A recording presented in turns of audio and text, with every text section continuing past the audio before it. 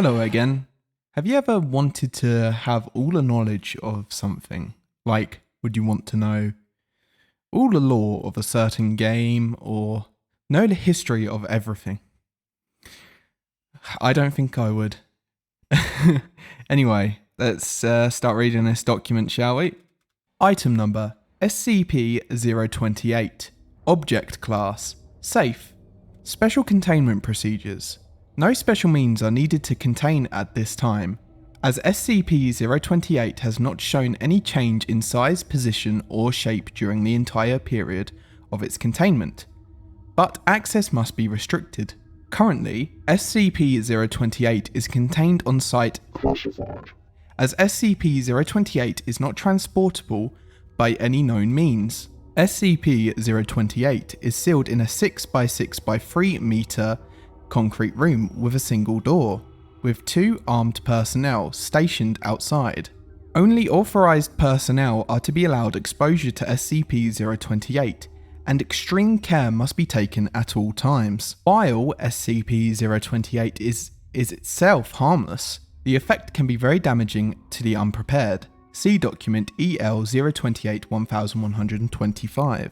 SCP-028 is located in an abandoned storage yard outside a copper mine in northern Michigan. SCP-028 has no detectable physical presence of any kind, but its effects occurs in a 2.1 meter cube around what is commonly held as the center of SCP-028. All forms of scanning and testing in the area of SCP-028 have shown no abnormal readings. Adding or removing objects or attempting to remove dirt from under SCP-028 has no effect in altering the size or shape of SCP-028's area of effect, nor the onset or quality of the effect. Subjects entering SCP-028 are within 3 to 6 seconds struck by total complete knowledge of a subject.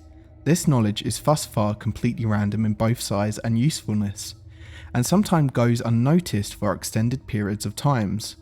More profound knowledge generally has a stronger effect, with some cases expunged. See document EL-028-1125.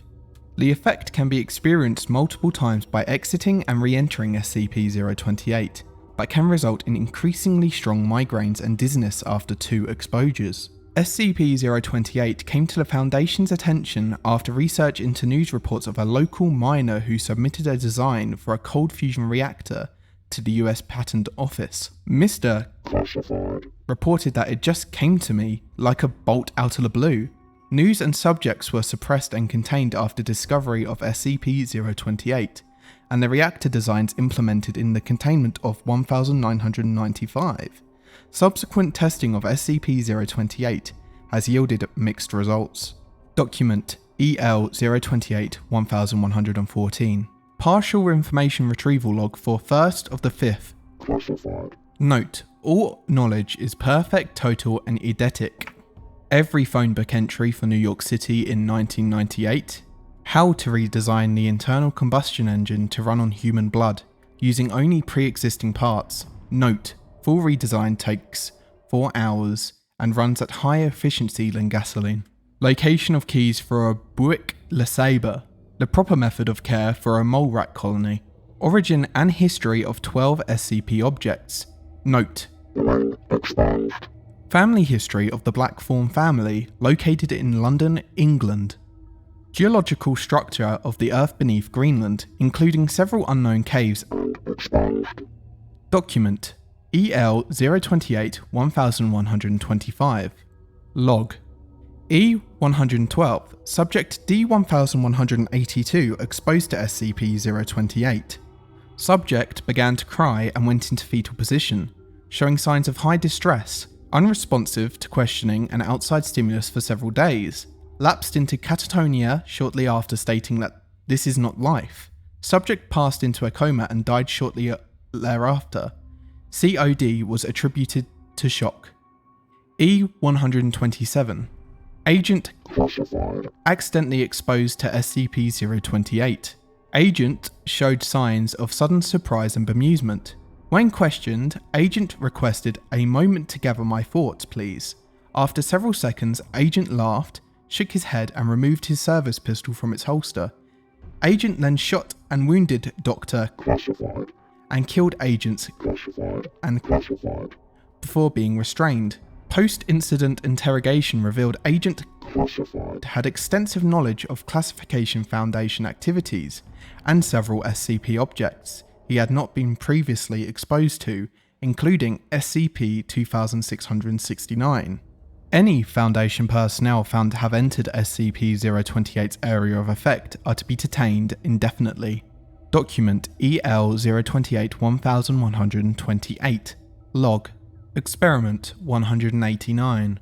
Subject D-9843 was exposed to SCP-028. Classified. 3rd of the 19th, 1146. Examination of subject revealed abnormal respiratory actions. Classified. 3rd of the 19th, 1337. Questioning revealed subject had learned to recycle the carbon dioxide inside his body. Classified. 3rd of the 19th, 1721.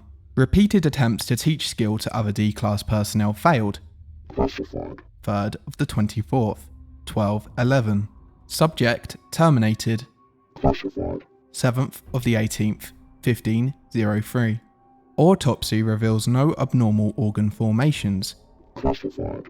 7th of the 18th, 1837. Researchers' notes. Dr. Classified. Seriously, how the hell did he do that? Incident 028-A. During a recent experiment involving SCP-028 and D-9833, Dr. Cardinal, the head of the experiment, stepped into the proximity of SCP-028. Dr. Cardinal began shouting profanities and swatting at the air. When guards came to assist Dr. Cardinal, he was incredibly hostile towards them. The guards then tranquilized Dr. Cardinal, and he was transported to Site 4's medical ward. After 3 weeks of bed rest, Dr. Cardinal made a total physical recovery and was released from the ward. Audio logs. Interview 028-A. Interviewer Dr. Donald Walters. Interviewed Dr. Jim Cardinal. Forward. Dr. Walters visits Dr. Cardinal's office to document Dr. Cardinal's experience with SCP-028. Begin log. Hey Jim, Hey Don, great to see you. What's up? heard that you just got released from the ward. You doing alright? Yeah man, my leg's a little sore, but other than that I'm fine. It's just, I saw the tapes and... Don, I'm fine. Listen Jim, I hate to do this to you, but the Foundation needs your perspective on the incident. They sent me to interview you. Of course, anything I can do to help. Okay Len, let's begin. I'm sure you know how these work. I'll ask you questions and you answer to the best of your ability. Question 1. What event caused the incident to occur? We were transporting D-9833 to SCP-028's vicinity. The bastard thought it was a good time to make a run for it. While trying to stop D-9833, I accidentally entered the SCP-028's vicinity and was exposed to its effects. Okay, question 2. Was anyone else exposed to the effect of SCP-028? As far as I know, no, I was the only one. Good. Last question. What did you experience while under the influence of SCP-028? My mind wasn't straight. I don't remember. You don't remember anything? No, I don't. You don't remember the knowledge you received from SCP-028? No, I don't. Next question. That's it. No more questions. Alright, then it was good to see you, Don. Now I've got work to do. Hey Jim, if there's something going on, Goodbye, Don. Dr. Walters packs up his recording equipment and exits Dr. Cardinal's office. End log. Interview 028-B. Interviewer Dr. Statovich. Interviewed Dr. Cardinal. Forward. The following interview is a recollection of Dr. Cardinal's experience during Incident 028-A. Begin log. Why the hell am I here? We are here to discuss the events of Incident 028-A, Dr. Cardinal. Again? Look, I already gave Don my testimony. If you have any questions, ask him. I'm sure that you're aware that the testimony you gave was not what the Foundation wanted. Well, it's what they're getting. Now, if you have any questions that are not related to SCP-028, I will happily give an answer. If you don't, then I'll just show myself out. Dr. Cardinal gets out of his chair and makes his way to the door. We want to help you, Dr. Cardinal. It's obvious that whatever happened with SCP-028 has had a long-lasting effect on you. We want to help, but in order to help, we need to understand what happened. Dr. Cardinal stops at the door. After letting out a sigh, he returns to the table with Dr. Statovich. Dr. Cardinal reaches into his coat pocket and pulls out a pack of cigarettes. Do you mind? Not at all. Dr. Stratovich pulls out his lighter and lights Dr. Cardinal's cigarette. You got a name, kid? My name is Dr. I mean your first name. Vlad. You been working here a long time, Vlad? Not too long. I've only been here for 3 years. Ever worked on any Euclids or Ketas? I worked at 10-6's containment cell for a few months, and about 2 weeks with 2117. Then you understand that you see some fucked up shit on the job, yeah? Even that's an understatement. Let me tell you, in my 17 years of working, I've seen men turn to machines, divers get swallowed by a giant sea snake, hell, I've even seen a baby get eaten alive by an amphibian dog. We've all seen our fair share of fucked up shit, but last week... We are here for you, Dr. Cardinal. If you need a break, please tell us. No, I'm fine. I just need to take it slow. Take your time, Doctor. You know, it was weird at first. When I first got exposed to everything just came at once, like BAM! I didn't realise what I had seen until a minute after. Fuck. Come on, Jim. Just get it out. The first thing I saw was a dark basement. Hadn't been cleaned in years. All that was lighting, it was a single swinging bulb. Come to think of it, the room didn't look too different from an old interrogation room from those old detective flicks. Couldn't feel anything, but I knew it was cold. It was silent, and I meant dead silent. I could hear rats squeaking all across the floor. The room had an odd peacefulness to it, a dark, chilling peacefulness. Then I start hearing this weird noise, some kind of scream. I thought it was a rat at first, but I'd never heard a rat scream for help before. I hear someone unlock a door, then a bright beam of light comes from the stairs. It's hard to see, but I can make out the figure. It was a large man, and I mean large. I thought he was Fernard the first time I saw him, but nope, just a large man. He was carrying a cleaver in one hand, and a boy in the other. The boy couldn't have been older than, I'd say, 12. Poor kid was screaming his head off, flaming his arms in all directions. The man cuffed the boy to the rotting wall next to me and walked to the middle of the room. He turned on a light and revealed this large concrete table. It had straps on all 4 corners, and its surface was stained in blood. The man turned around and grabbed a tray with all sorts of sharp tools on it. Scissors, scalpels, you get the point. Then the man walked over to the... Fuck. Take it slowly, Dr. Cardinal. The man walked over to the boy and uncuffed him. The boy tried to run away, but the man's grip was too strong. He brought him over to the table and put the boy's arms and legs in the straps. Then No, can't do it. I'm sorry. I need a break. Dr. Cardinal makes his way to the door. Dr. Stratovich follows. Dr. Cardinal, if there is anything I can do to help. Dr. Stratovich places his hand on Dr. Cardinal's shoulder. Dr. Cardinal immediately shakes off the hand and snaps at Dr. Stratovich. Don't fucking touch me! Dr. Cardinal is visibly teary-eyed. He walks to his office and slams the door. End log. Interview 028-B-2. The following is a continuation of interview 028-B, 2 days after the initial interview. Note, as requested by Dr. Cardinal, no questions relating to the boys of incident 028 are permitted. Begin log. Are you ready to continue? Let's just get on with it. Okay, did you ever get a good look at his face? The man, I mean. White man, mid-50s, dark brown hair with grey streaks, and a black handlebar mustache. His face was always so greasy. Do you know where this occurred? 1853 Eva Pearl Street, Baton Rouge, Illinois. the red brick house on the corner. Dr. Stratovich jots down the notes on his notepad. Were you aware of the killer's motive?